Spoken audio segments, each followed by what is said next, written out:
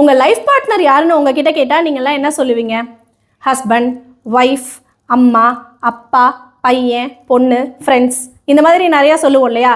உண்மையாகவே இவங்க யாருமே உங்கள் லைஃப் பார்ட்னர் கிடையாது. உங்களோட லைஃப் பார்ட்னருங்கிறது உங்களோட உடம்பு தான். நீங்கள் பர்த்லேருந்து டில் யுவர் டெத் வரைக்கும் உங்கள் கூடவே இருக்க போகிறது உங்களோட உடம்பு தான்.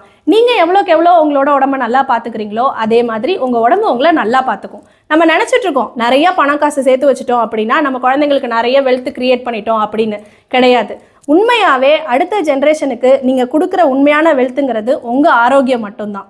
பிராணாயாமம் பண்ணுறது லங்ஸுக்கு நல்லது, மெடிடேஷன் பண்ணுறது மைண்டுக்கு நல்லது, யோகாசனம் பண்ணுறது பாடிக்கு நல்லது, வாக்கிங் பண்ணுறது ஹார்ட்டுக்கு நல்லது, நல்ல ஃபுட்டை சாப்பிட்றது நம்ம இன்டெஸ்டைனுக்கு நல்லது, நல்ல தாட்ஸோடு இருக்கோம் அப்படின்னா நம்ம சோலுக்கு நல்லது, நல்ல கர்மாவை செய்கிறோன்னா இந்த உலகத்துக்கே நல்லது.